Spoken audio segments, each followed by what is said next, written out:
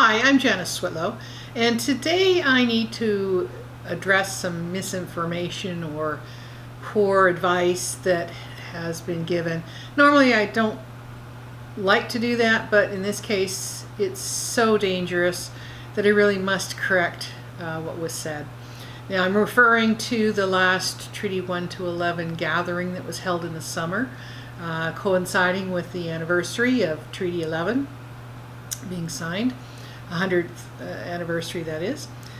And during that, it was held mostly by Zoom or some other method. I didn't actually attend any of the meetings, but many people reported back to me on the discussions. And it was during a presentation by one of the lawyers where this came up that I need to address. The reference was made, and I'm paraphrasing because, as I said, I don't have an exact quote, but the reference, at least what's coming back to me, and I'm seeing it quoted in reports on the meeting, for example, from reputable, from chiefs. And what's said is this: to consider the band offices on reserves to be like embassies. Now, stating that is also to say that you don't own that land. You never put an embassy on your own land. Embassies are located in other jurisdictions where, once you have the agreement to have one of your embassies there, that jurisdiction extends. Your jurisdiction extends to that land that's actually in a foreign country. So, for example, France does not have embassies in France. France has embassies in Italy, UK, Australia, what have you. To suggest that you need to put an embassy, open an office and call it an embassy on reserve, is to completely undermine the fact that the reserves are actually, and I'm speaking of treaty areas now where there's treaties in place where the Indigenous nations have granted permissions to the Crown by treaty. Those are reservations out of treaty, meaning there's no permissions granted to the Crown on those parcels that are selected by the Indigenous nations under those treaties to remain within their full jurisdiction. So you can see my concern. This is not only not foreign land that you've asked permission to locate an embassy on, this is actually your land. The proper terminology, the proper office for what I believe the intentions were and are. It's your foreign office. You have a foreign office on your land whereby you entertain foreign government officials, for example, where you hold diplomatic talks with them, things of that nature. Embassies, to repeat, are only situated if, for example, you wanted to open an office in China or in Italy or some other country. That area that you would negotiate it with that particular country would be properly called a consul or an embassy, depending on the level of services or presence that you intend to have there. Now, typically embassies are important when a lot of countries have foreign nationals located in those countries. So if, for example, you have a high population of Dene in Italy, then that would make sense to have an office located there, and that could be a consulate or an embassy. But at home on Dene land, on Nehia land, it's your foreign office. And let me just read from an example of how much care has historically been put into the presence of the Foreign Office. And I'm quoting from a 2005 book by Liza Picard, Victorian London, The Life of a City, 1840 to 1870. And it's speaking about the history of the Foreign Office. It said, Whitehall was the display place for government buildings. Here, Gothic was finally elbowed out by the Italianate or classical style. Stanford's 1862 library map has a blank space reserved for, quote, new foreign office, end of quote. Britain was then the leading world power, and the office dealing with foreigners had to remind them of that.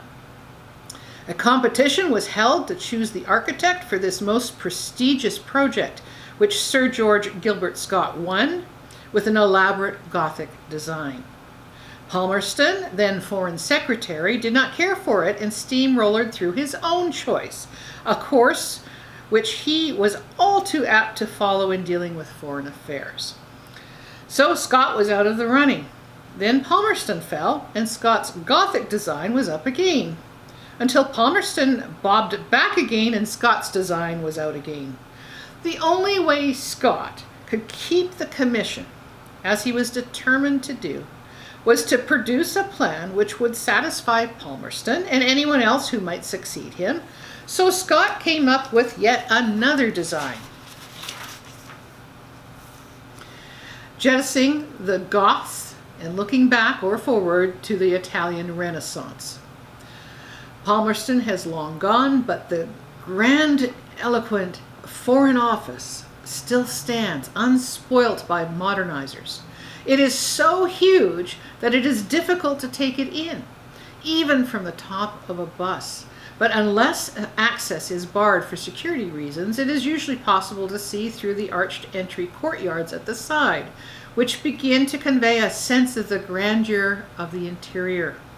The staircase alone was a fitting reminder of the superiority of the British Empire to lesser races. Scott was able to then use most of his Gothic design for a hotel at St. Pancras Station. So the point on that, of course, is this is the most important office. It says to the world, it says to other countries, this is who we are. And it's the first impressions as contained in a formidable building. Now, do Indigenous nations need to have these kinds of things on their lands? I would suggest no, that's not your way.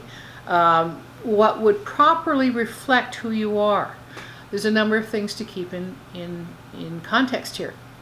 One, reminding anyone coming, any foreign national coming to visit from any other country, that you're the owners of this part of the world. These are your lands.